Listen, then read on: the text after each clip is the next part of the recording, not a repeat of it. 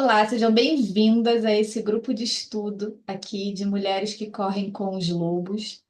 Hoje é o nosso primeiro encontro, então a gente vai falar começar pela parte da introdução, porque já na introdução já vem aspectos bem ricos sobre esse livro. Para quem não conhece o livro, esse aqui é o livro Mulheres que Correm com os Lobos. Ele é um livro bem grandinho. Ele foi escrito pela doutora Clarissa Pinkola Estes, nunca sei como pronunciar o nome dela.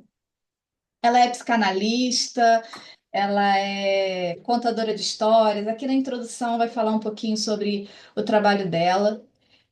Esse livro ele acabou sendo um best-seller.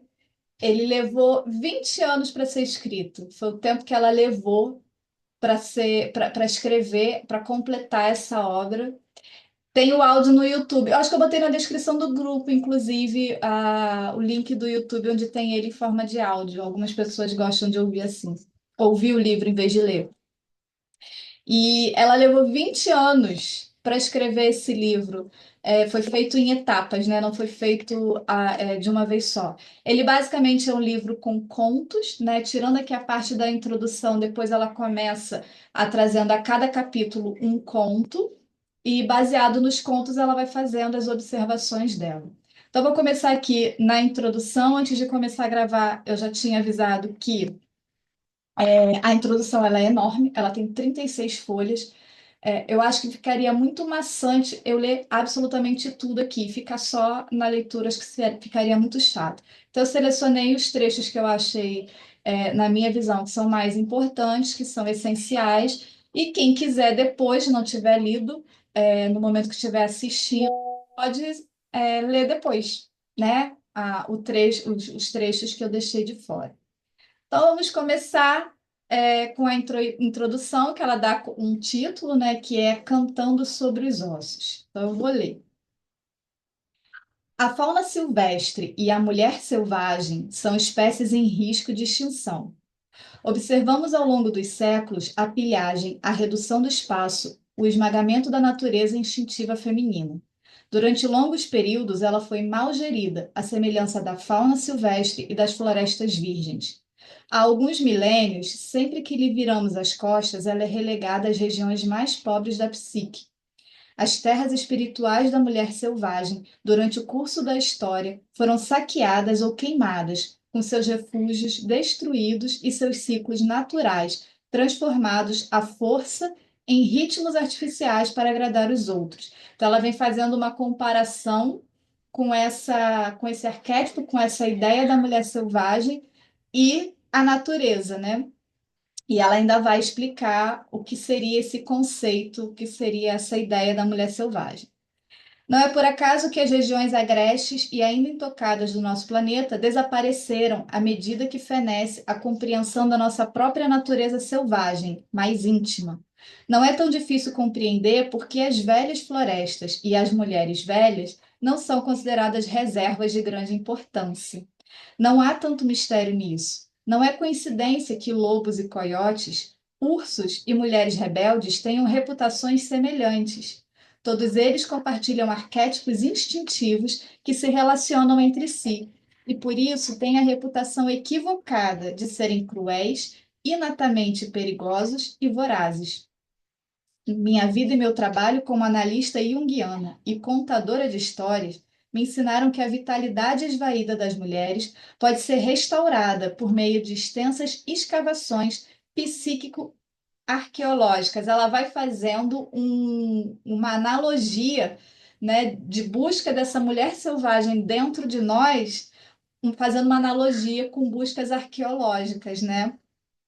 Como se ela fosse uma paleontóloga, né? Só que da psique feminina. Aí ela fala: a mulher moderna é um borrão de atividade.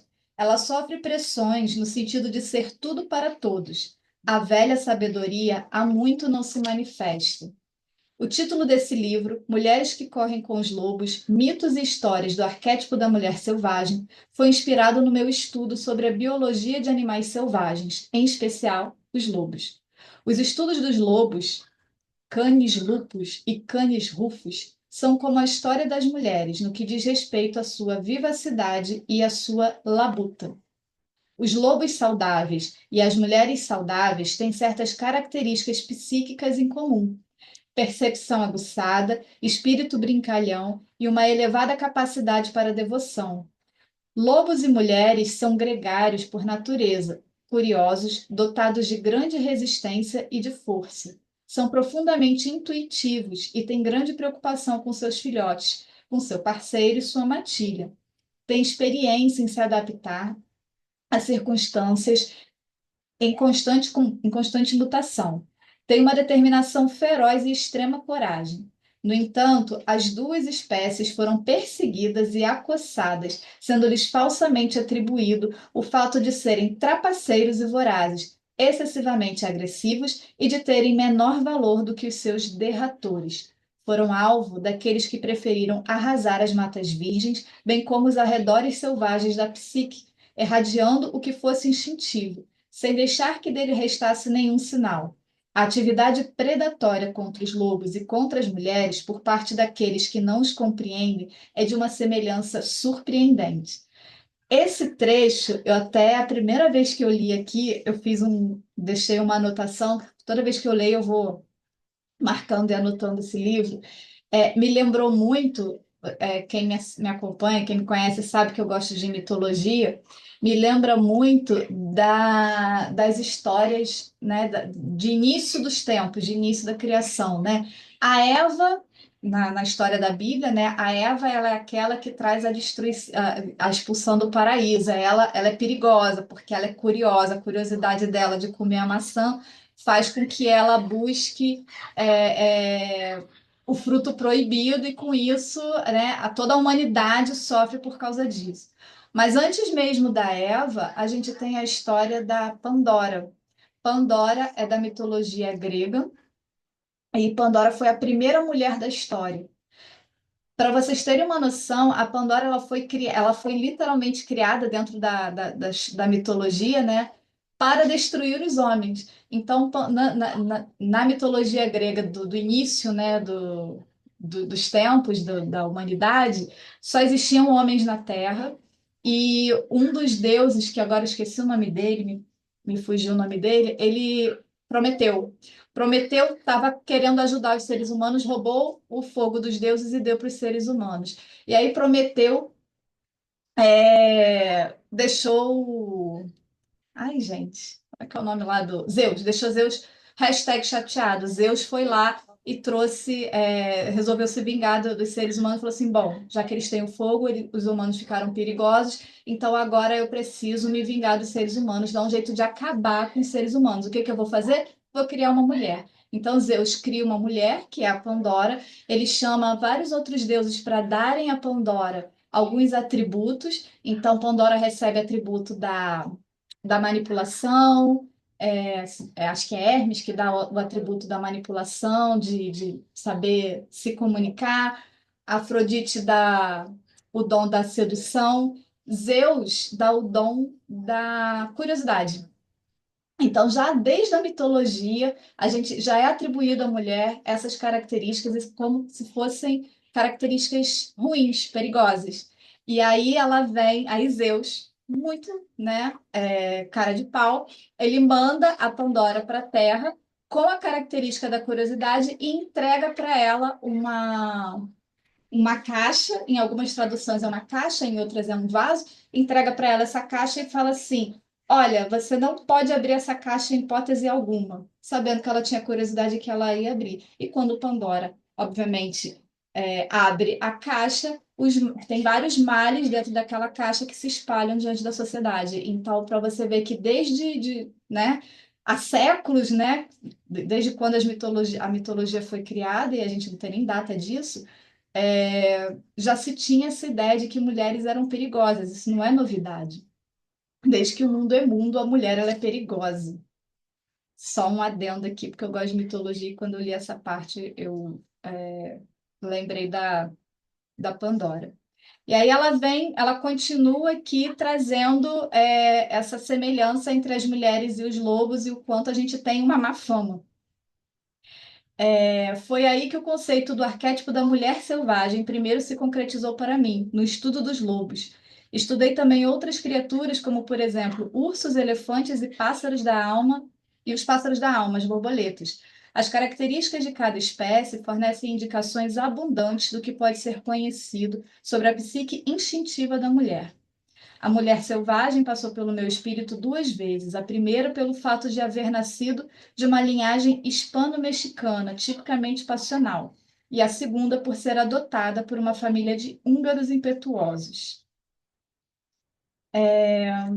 Aí ela continua falando, né, sobre os lobos, que os lobos vinham até as clareiras do luar para pular e uivar, ela observava, todos podíamos beber dos mesmos regatos sem medo, sem medo. E aí ela fala que uma vez ela observou que uma loba matou um de seus filhotes que estava mortalmente ferido. Para mim foi como uma dura lição sobre a compaixão e a necessidade de permitir que a morte venha aos que estão morrendo. As lagartas cabeludas que caíam dos seus galhos voltavam a subir, arrastando-se e me ensinando a determinação. As cócegas do seu caminhar no meu braço me revelaram como a pele pode ter vida própria. Subir ao alto das árvores me mostrou como seria o sexo um dia. Então, ela vai falando sobre como a observação dela da natureza foi trazendo ensinamentos para ela. Minha própria geração, posterior à Segunda Guerra Mundial, cresceu numa época em que as mulheres eram infantilizadas e tratadas como propriedade. Elas eram mantidas como jardins sem cultivo, mas felizmente sempre chegava alguma semente trazida pelo vento. Embora o que escrevessem fosse desautorizado, elas insistiam e assim mesmo elas escreviam. Embora o que pintassem não recebesse reconhecimento, nutria a alma do mesmo jeito. As mulheres tinham de implorar pelos instrumentos e pelo espaço necessários às suas artes. E se nenhum se apresentasse, elas abriam espaço em árvores, cavernas, bosques e armários. Aí vem muito aquela ideia, né, de que ideia não, que é fato. No passado, as mulheres elas eram proibidas de fazer qualquer coisa, né? Existiam muito, a gente sabe de histórias de muitas escritoras que não podiam assinar com o nome de mulher, né? Elas tinham que criar pseudônimos, porque não era permitido mulher escrever, sua arte não era valorizado, o que era valorizado era só o que vinha dos homens. Mas de alguma forma, mesmo com todas essas proibições, a natureza instintiva, essa mulher selvagem que vivia dentro dessas mulheres, que são nossas ancestrais, de alguma forma elas sempre conseguiam um jeito. E uma das formas que ela traz aqui, que a gente tem no nosso inconsciente coletivo, né, é a ideia de que mulheres se reuniam de forma escondida, que se reuniam em florestas, né? E daí que vem a história, inclusive dos contos de fadas, as histórias das bruxas, que a história também das mulheres que hoje vivem o sagrado feminino, de fazer ritual na floresta, se reunir em locais escondidos, porque a gente não tinha permissão para fazer isso. E querendo ou não, a gente tem essa herança, né, ancestral aí, mesmo que a gente viva em tempos diferentes, muito diferentes daqueles, a gente ainda vive de forma inconsciente, como uma herança inconsciente, essas dores dessas mulheres. Aí ela segue aqui.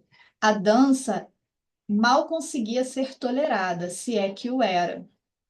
E por isso elas dançavam na floresta, onde ninguém podia vê-las, no porão ou mesmo no caminho para esvaziar a lata de lixo. A mulher que se enfeitava despertava suspeitas. Um traje ou o próprio corpo alegre aumentava o risco de ser agredida ou de sofrer violência sexual. Elas não podiam nem viver, se arrumar, né? Se elas ficassem arrumadas demais, isso era perigoso. Era perigoso ser mulher, né? Isso é um fato. Não se podia dizer que lhe pertenciam as roupas que cobriam seus próprios ombros.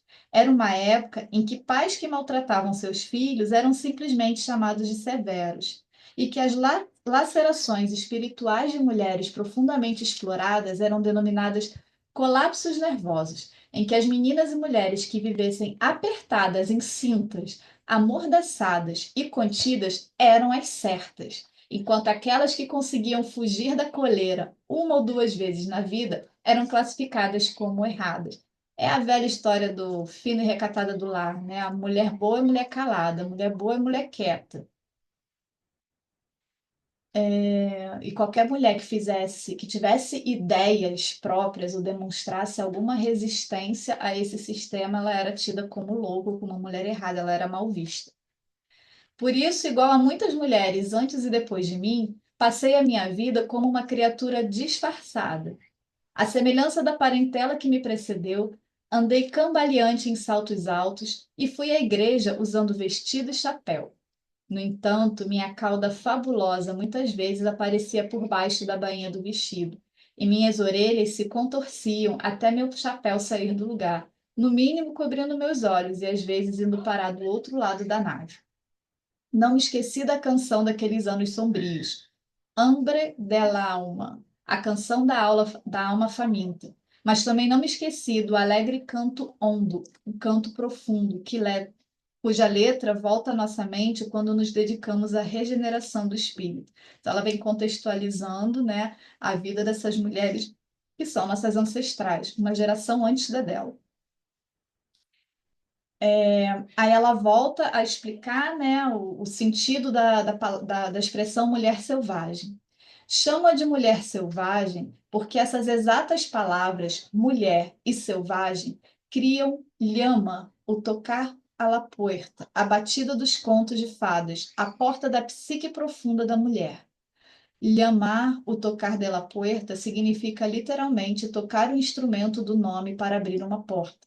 Significa usar palavras para obter a abertura de uma passagem. Não importa a cultura pela qual a mulher seja influenciada, ela compreende as palavras mulher e selvagem intuitivamente. Quando as mulheres ouvem essas palavras, uma lembrança muito antiga é acionada, voltando a ter vida. Trata-se da lembrança do nosso parentesco absoluto, inegável e irrevogável com o feminino selvagem. Um relacionamento que pode ter se tornado espectral pela negligência, que pode ter sido soterrado pelo excesso de domesticação, proscrito pela cultura que nos cerca ou simplesmente não ser mais compreendido. Podemos ter nos esquecido do seu nome. Podemos não atender quando ela chama o nosso, mas na nossa medula nós a conhecemos e sentimos sua falta. Sabemos que ela nos pertence, bem como nós a ela. Então, ela vem dizendo: essa mulher selvagem seria algo que vive dentro da gente, né? É, não é que eu estava procurando seria algo que vive dentro da gente. Algumas já vão dizer assim, o sexto sentido, a nossa intuição. Tem gente que chama de a sabedoria interna, né? É algo que vive dentro da gente, como se fosse parte da nossa alma. E por que que ela é selvagem? Porque ela ainda não foi, aí ela faz o contraponto com domesticada.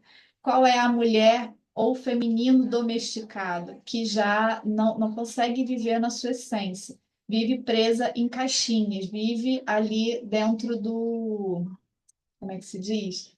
Dentro dos estereótipos, dentro das expectativas que a sociedade, né, espera, né, daquilo que a sociedade determinou que a gente deve ser.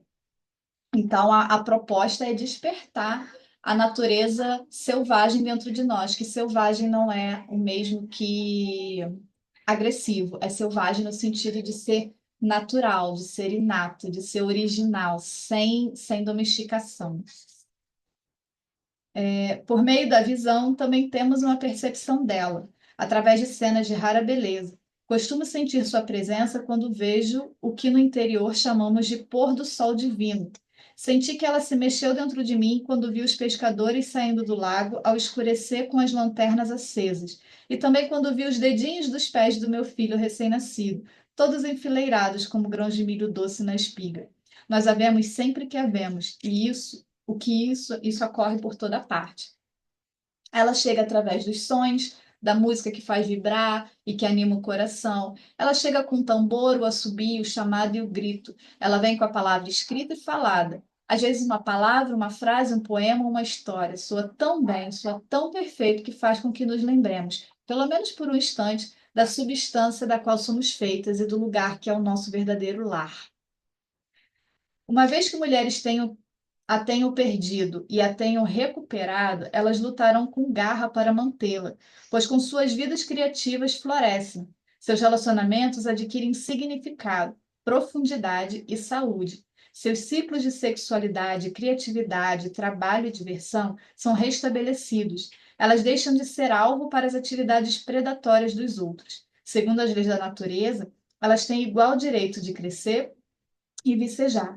Agora, seu cansaço no final do dia tem como origem o trabalho e esforços satisfatórios, não o fato de viverem enclausuradas em relacionamentos ou no emprego que não gostam, num estado de espírito pequeno demais. Elas sabem instintivamente quando as coisas devem morrer e quando devem viver. Elas sabem como ir embora e como ficar. Quando as mulheres reafirmam seu relacionamento com a natureza selvagem, elas recebem o dom de dispor de uma observadora interna, permanente, uma sábia, uma visionária, um oráculo, uma inspiradora, uma intuitiva, uma criadora, uma inventora e uma ouvinte que guia, sugere e estimula uma vida vibrante nos mundos interior e exterior. É aquilo que eu falei, é como se fosse o nosso sexto sentido. Quando as mulheres estão com a mulher selvagem, a realidade desse relacionamento transparece nelas. Não importa o que aconteça, essa instrutora, mãe e mentora selvagem dá sustentação às suas vidas. Portanto, o termo selvagem nesse contexto não é usado no seu atual sentido pejorativo como algo fora de controle, mas em seu sentido original, de viver uma vida natural, uma vida em que a criatura tenha uma integridade inata e limites saudáveis. Essas palavras, mulher e selvagem, fazem com que as mulheres se lembrem de quem são e do que representam. Elas criam uma imagem para descrever a força que sustenta todas as fêmeas. Elas encarnam uma força sem a qual as mulheres não podem viver.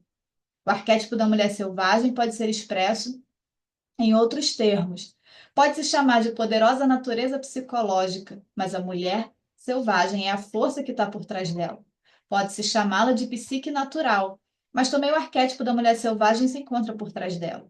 Pode se chamá-la de natureza básica e inata das mulheres. Pode se chamá-la de natureza intrínseca, inerente às mulheres. Na poesia, ela poderia ser chamada de outra, sete oceanos do universo, bosques distantes ou a amiga.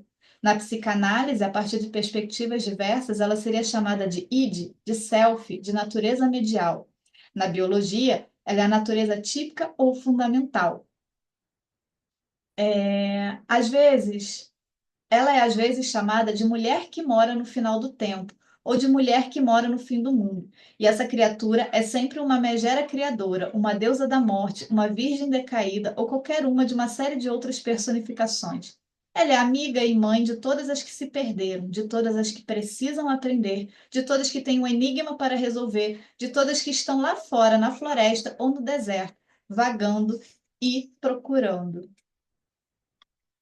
Aí ela segue, depois trazendo vários nomes para essa que ela chama de mulher selvagem, ela vai trazendo nomes em várias culturas, no México, é, na Hungria, no Japão, na Guatemala, ela vai trazendo os nomes, e que eu não tenho nem condição de ler as palavras que tem aqui desses nomes nessas outras línguas, né?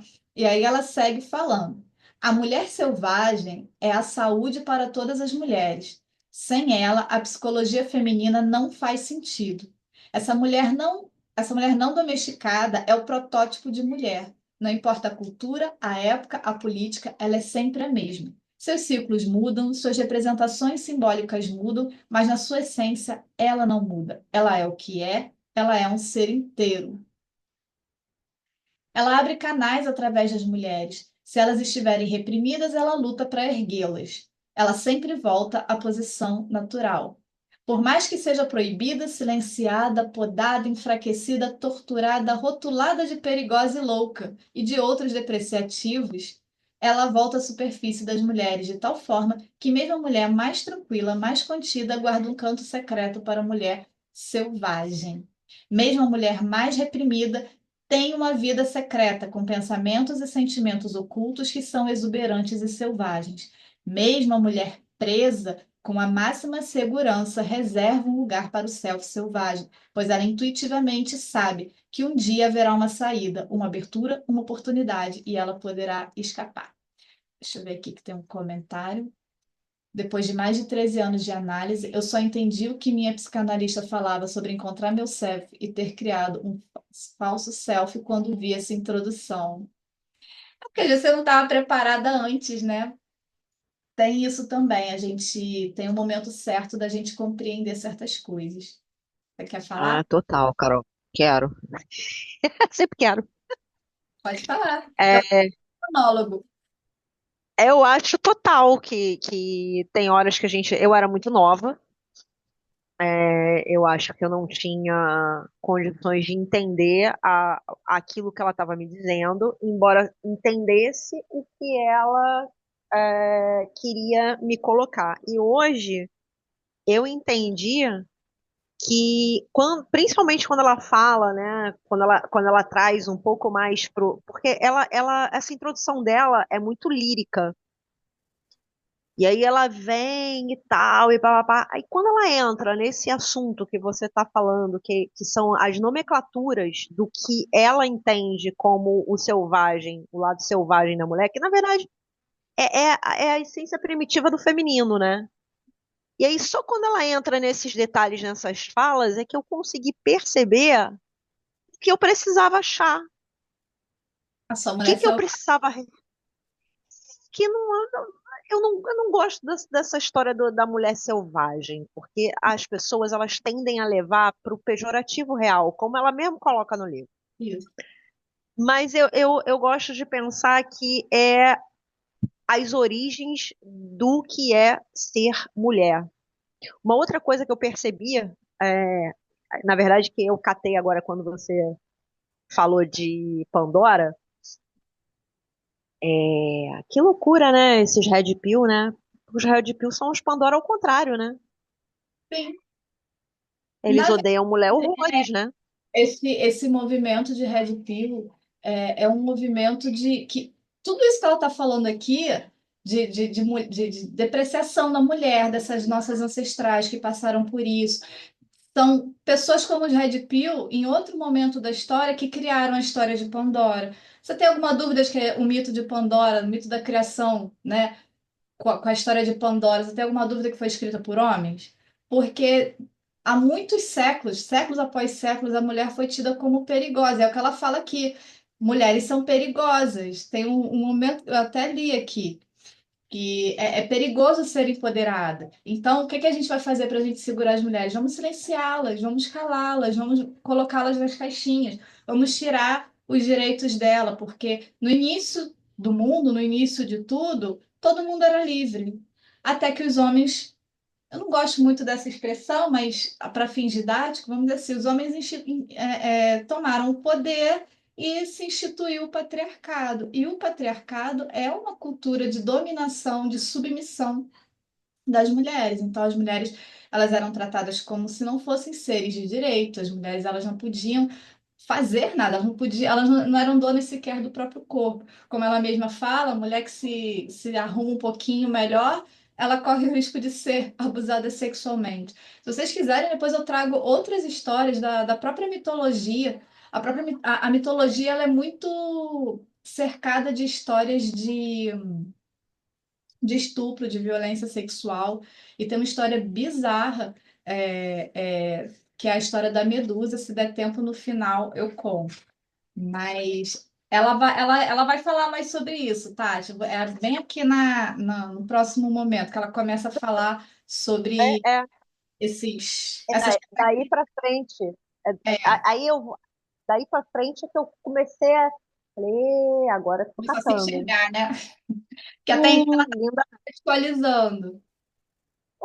Contextualizou, eu levei 40 minutos de audiobook para chegar nesse entendimento. Tem um pause e fiquei viajando, mas foi maneiro. É isso, tá? Fechei o Vai microfone. ver o vídeo de outra forma, já vai receber, a gente já é outra pessoa. Então ela começa a falar agora sobre, já na página, quem estiver vendo a gravação, estiver acompanhando, página 24, ela começa a falar sobre os sintomas, como que vive essa mulher hoje, a mulher que não está com a sua mulher selvagem ativada, que está desconectada, que está domesticada. Então, sentimentos associados, sintomas associados ao sentimento de relacionamento interrompido com a força selvagem da psique. Sentir, pensar ou agir, segundo qualquer um dos seguintes exemplos, representa ter um relacionamento em parte prejudicado ou inteiramente perdido com a psique instintiva profunda. Usando apenas a linguagem das mulheres, trata-se de sensações de extraordinária aridez, fadiga, fragilidade, depressão, confusão, de estar amordaçada, calada à força, desestimulada, sentir-se assustada, deficiente ou fraca, sem inspiração, sem ânimo, sem expressão, sem significado, envergonhada, com uma fúria crônica, instável, amarrada, sem criatividade, reprimida, transtornada. Sentir-se impotente, insegura, hesitante, bloqueada, incapaz de realizações, entregando a própria criatividade para os outros, escolhendo parceiros, empregos e amizades que lhe esgotam a energia, sofrendo por viver em desacordo com seus próprios ciclos, superprotetora de si mesma, inerte, inconstante, vacilante, incapaz de regular a própria marcha ou de fixar limites. Não conseguir insistir no próprio andamento, preocupar-se em demasia com a opinião alheia, afastar-se do seu Deus ou dos seus deuses, isolar-se da própria revitalização, deixar-se envolver exageradamente na domesticidade, no intelectualismo, no trabalho ou na inércia, porque esse é o lugar mais seguro para quem perdeu os seus próprios instintos. Recear aventurar-se ou revelar-se, temer procurar um mentor, mãe, pai, temer exibir a própria obra antes que esteja perfeita. Olha aí o perfeccionismo das mulheres com feminino ferido. Temer iniciar uma viagem, recear gostar de alguém ou dos outros. Indisponibilidade afetiva, muitas têm e nem sabem. Ter medo de não conseguir parar, de se esgotar, de se exaurir. Curvar-se diante da autoridade, perder a energia diante de projetos criativos. Encolher-se, humilhar-se, ter angústia, entorpecimento, ansiedade. E ela continua. Ter medo de revidar quando não resta outra coisa a fazer. Medo de experimentar o novo. Medo de enfrentar, de exprimir sua opinião, de criticar qualquer coisa, sentir náusea, aflição, acidez, sentir-se partida ao meio, estrangulada, conciliadora e gentil com extrema facilidade, de ter sentimentos de vingança, ter medo de parar e medo de agir, entrar, não, contar até três rapidamente sem conseguir começar, ter complexo de superioridade, ambivalência e, no entanto, não fosse por isso ser plenamente capaz, em perfeito funcionamento. Essas rupturas são uma doença, não de uma era nem de um século, mas transformam-se em epidemia a qualquer hora, em qualquer lugar onde as mulheres se vejam aprisionadas, sempre que a natureza selvática tiver caído na armadilha. Gente, quanta coisa!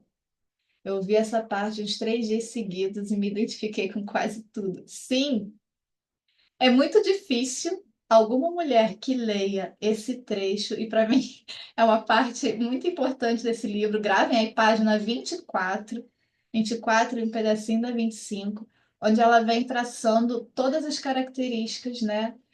Algumas ambíguas, né? Que é se sentir pequena, incapaz, mas ao mesmo tempo outras têm complexo de superioridade, que não deixa de ser. O complexo de superioridade é uma armadura, é uma defesa, né? Porque justamente a pessoa se sente pequena e precisa, veste a armadura lá como defesa, como se fosse, né? Fica se autoafirmando.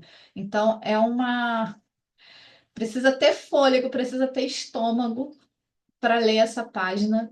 É, Eu até sugiro vocês a lerem depois, novamente, essa parte, essa página 24 e 25, ler com calma, e ir absorvendo e entendendo no que você se identifica. Aí, depois de tudo isso, desse soco no estômago, ela vem e diz, começa a trazer as características do contrário, né? Que é possível a gente sair dessa domesticação, que é possível a gente se reconectar com essa nossa psique instintiva, com essa mulher selvagem, que é o nome que ela traz, e aí ela traz as características, né? Uma mulher saudável, que ela diz que essa mulher é a mulher saudável, assemelha-se muito a um lobo, robusta, plena, com grande força vital. Ela dá a vida, tem consciência de seu território, é engenhosa, leal, gosta de perambular. Entretanto, a separação da natureza selvagem faz com que a personalidade da mulher se torne mesquinha, parca, fantasmagórica e espectral. Não fomos feitas para ser franzinas de cabelos frágeis, incapazes de saltar, de perseguir, de parir, de criar uma vida. Quando as vidas das mulheres estão em estase, tédio, já está na hora de a mulher selvática aflorar. Chegou a hora de a função criadora da psique fertilizar a aridez. De que maneira a mulher selvagem afeta as mulheres? Tendo a mulher selvagem como aliada, como líder, modelo, mestra, passamos a ver não com dois olhos, mas com a intuição, que dispõe de muitos olhos. Quando afirmamos a intuição, somos, portanto, como a noite estrelada, fitamos o mundo com milhares de olhos. A mulher selvagem carrega consigo os elementos para a cura. Traz tudo o que a mulher precisa ser e saber. Ela dispõe do remédio para todos os males. Ela carrega histórias e sonhos, palavras e canções, signos e símbolos. Ela é tanto veículo quanto destino. Aproximar-se da natureza instintiva não significa desestruturar-se, mudar tudo da esquerda para a direita, do preto para o branco, passar do oeste para o leste, agir como louco ou descontrolado. Não significa perder socializações básicas ou tornar-se menos humano. Significa exatamente o oposto. A natureza selvagem possui uma vasta integridade. E aí ela continua falando sobre ela olha o próprio corpo, né, com segurança e orgulho, ela aprende as limitações desse corpo, ela começa a falar e agir em defesa própria, ela começa a recorrer, né, a esse nosso poder instintivo, que é a nossa intuição. Depois ela vem falando que em algumas, do ponto de vista da psicologia arquetípica e pela tradução das contadoras de histórias, ela é a alma feminina, e ela traz mais uma ideia do que seria essa natureza selvagem. Aí eu vou dar uma pulada aqui, já na página 27, ela faz a pergunta e ela mesma responde, né? Onde vive essa mulher selvagem? No fundo do poço, nas nascentes, no éter do início dos tempos. Ela está na lágrima e no oceano, no câmbio das árvores, que zune à medida que cresce. Ela vem do futuro e do início dos tempos. Vive no passado e é evocada por nós. Vive no presente, tem um lugar na nossa mesa. Fica atrás de nós numa fila e segue à nossa frente quando dirigimos na estrada. Ela vive no futuro e volta no tempo para nos encontrar no agora. Depois ela vem numa outra parte do livro onde ela vai contando a história dela, né? Que ela tem doutorado em psicologia etnoclínica. Aí ela vem falando que ela é contadora de histórias, conta um pouco sobre o trabalho dela. Eu vou pular essa parte também. Quem quiser pode tanto ouvir, né? Pelo YouTube ou pode ler no livro. Eu vou pular um pouquinho. Aqui na página 29, ela vem falando sobre as histórias, porque esse livro é um livro de contos, né? As histórias são bálsamos medicinais. Achei as histórias interessantes desde que eu vi pela minha primeira. Elas têm uma força. Não exigem que se faça nada, que seja nada, que se haja de nenhum modo. Basta que prestemos atenção. A cura para qualquer dano ou para resgatar algum impulso psíquico perdido está nas histórias. Elas suscitam interesse, tristeza, perguntas, anseios e compreensões que fazem aflorar o arquétipo, nesse caso, o da mulher selvagem. Nas histórias estão incrustadas instruções que nos orientam a respeito da complexidade da vida. As histórias nos permitem entender a necessidade de reerguer um arquétipo submerso e os meios para realizar essa tarefa. Dentre as centenas de histórias que examinei durante décadas, as que estão nas páginas que se seguem são as que exprimem com maior clareza e fartura o arquétipo da mulher selvagem. Aí ela vem falando, né, sobre os contos que foram se perdendo, né? Ela fala: várias camadas culturais superpostas desorganizam os esqueletos das histórias. Por exemplo, no caso dos irmãos Grimm, entre outros colecionadores de contos de fadas dos últimos séculos, e aqui eu vou fazer um parêntese, né? Os irmãos Grimm, eles não escreveram, eles têm um livro, né? É atribuído a eles os vários contos de fadas, mas eles não escreveram essas histórias. Eles passaram anos viajando por diversos países, por diversas culturas, e eles foram coletando histórias. Os contos de fadas, principalmente os mais clássicos, eles são contos que eram passados de geração em geração pela tradição oral. Então, os irmãos Grimm, eles coletaram essas histórias e depois eles publicaram todas elas em livros. E aí ela vem contando, não só eles, tiveram outros, mas eles são os mais famosos, né? Então, foram eles que juntaram histórias como Cinderela, Branca de Neve, por aí vai. Aí ela fala: existe forte suspeita de que os informantes, ou seja, os contadores de histórias, as pessoas que contaram essas histórias para os irmãos Grimm, que esses contadores muitas vezes purificavam as histórias em consideração aos irmãos religiosos, porque eles eram religiosos, então quando contava as histórias para eles, as pessoas davam uma maquiada na história, uma amenizada. Também suspeitamos de que os famosos irmãos tenham continuado a tradição de cobrir antigos símbolos pagãos com outros cristãos, de tal modo que uma velha curandeira num conto passava a ser uma bruxa perversa, um espírito transformava-se num anjo, um véu, uma coifa iniciática tornava-se um lenço. E uma criança chamada Bela, nome costumeiro para criança nascida durante os festejos do solstício, era rebatizada de Schmerzer, eu não sei nem pronunciar isso, gente. Schmerzenreich. Então, o que ela está falando aqui? Que tinha, além das pessoas, quando contavam para eles essas histórias, davam uma maquiada, meio que para agradar eles, eles também davam um pouco de maquiagem, davam uma pequena alterada nessas histórias. E depois, mais tarde, o Walt Disney, quando pegou essas histórias para transformar nos filmes da Disney, o Walt Disney também deu outra repaginada para que essas histórias ficassem mais palatáveis, né? Porque são os contos originais, eles são bem pesados, assim, são histórias de violência, de violência, alguns com violência sexual, inclusive. Então, não dava para contar isso para crianças. Então, foi sendo o Walt Disney, ele amenizou mais ainda. Então, você vê, as histórias originais mesmo, elas foram aos poucos sendo cortadas, né, picotadas. Aí ela segue aqui. Elementos sexuais eram omitidos. Animais e criaturas prestimosas eram transformados em demônios e espíritos do mal. Foi assim que se perderam muitos dos contos femininos que continham instruções sobre sexo, amor, dinheiro, casamento, parto, morte e transformação. Foi assim que foram arrasados e encobertos os mitos e contos de fadas, que explicavam mistérios antiquíssimos das mulheres. Da maioria das coletâneas de contos de fadas e mitos hoje existentes, foi expurgado tudo que fosse escatológico, sexual, perverso, pré-cristão, feminino, iniciático ou que se relacionasse com as deusas, que representasse a cura para vários males psicológicos e que desse orientação para alcançar êxtases espirituais. Aí ela vem falando que, na verdade, não foi perdido para sempre. Aí ela faz novamente uma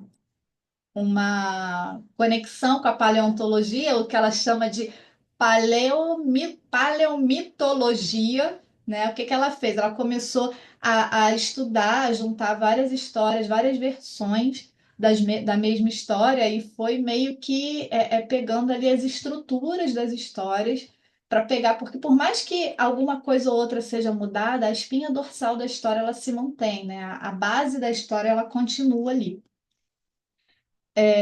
Aí ela vem, coletar histórias é uma atividade paleontológica contínua. Quanto maior o número de ossos do esqueleto de histórias que tivermos, maior a probabilidade de descoberta da história inteira.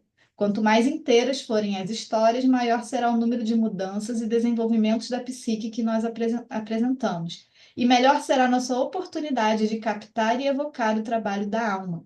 Quando trabalhamos a alma, ela, a mulher selvagem, vai se expandindo. Aí ela segue aqui contando um pouco da história dela, da vivência dela, e ela cresceu num ambiente onde ela conheceu pessoas de diversas culturas, de diversos países. Aí ela menciona, né, pessoas do México, pessoas do Arizona, pessoas da Hungria, da Romênia, Bulgária, Eslováquia, Sérvia, Croácia, Rússia, República Tcheca. Então, ela vivia num lugar onde tinha pessoas descendentes de todas essas culturas. E todas essas pessoas, inclusive algumas não tinham nem muito estudo, mas tinham muita sabedoria. E eram pessoas que conheciam muitas histórias. Então, ela cresceu nesse ambiente, e absorvendo todas essas histórias. Aí ela segue falando aqui sobre o uso das histórias, né, no trabalho. E aí ela fala: as histórias são muito mais antigas do que a arte e a psicologia, e serão sempre as mais velhas nessa comparação, não importa quanto tempo passe. Um dos estilos mais antigos de relato que muito me intriga é o estado de transe apaixonado, no qual a contadora pressente a plateia, seja ela composta por um indivíduo ou de muitos. E ela entra num universo, entre os universos, no qual uma história é atraída para a contadora em transe e transmitida através dela. É a contadora de histórias propiciando fazer-se da alma. Aí ela vem explicando: esse é um livro de relatos sobre costumes do arquétipo da mulher selvagem. Tentar esquematizá-la, delimitar sua vida psíquica dentro de escaninhos, seria contrário ao seu espírito. Conhecê-la é um processo permanente, um processo que dura a vida inteira. E é por isso que essa obra é um trabalho permanente, perpétuo. Assim, seguem-se algumas histórias a serem usadas como vitaminas para a alma. Algumas observações, alguns fragmentos de mapas, pedacinhos de resina de pinheiro para grudar penas em árvores como sinalização do caminho, e algum mato rasteiro amassado guiando o trajeto de volta ao mundo subterrâneo, nosso lar psíquico. As histórias conferem movimento à nossa vida interior, e isso tem importância especial nos casos em que a vida interior está assustada, presa ou encurralada. As histórias lubrificam as engrenagens, fazem correr a adrenalina, mostram-nos a saída e, apesar das dificuldades, abrem para nós portas amplas em paredes anteriormente fechadas, aberturas que nos levam à terra dos sonhos, que conduzem ao amor e ao aprendizado que nos desenvolvem a nossa verdadeira vida de mulheres selvagens e sagazes. Histórias como Barba Azul. Ela começa a falar de alguns contos que tem nesse livro. Então, histórias como Barba Azul nos dão a ideia exata do que fazer a respeito do ferimento que não para de sangrar. Histórias como A Mulher Esqueleto revelam o poder místico do relacionamento e como o sentimento entorpecido pode voltar à vida e a ser um amor profundo. Os dons da velha mãe morte, podem ser encontrados na personagem de Baba Yaga, velha megera selvagem. A bonequinha que mostra o caminho quando tudo parece perdido faz voltar à tona uma das artes femininas instintivas perdidas em Vasalissa, a Sabida. Histórias como La Loba, a mulher dos ossos no deserto, falam da função transformadora da psique. A Donzela Sem Mãos, gente, esse conto é meio sinistro.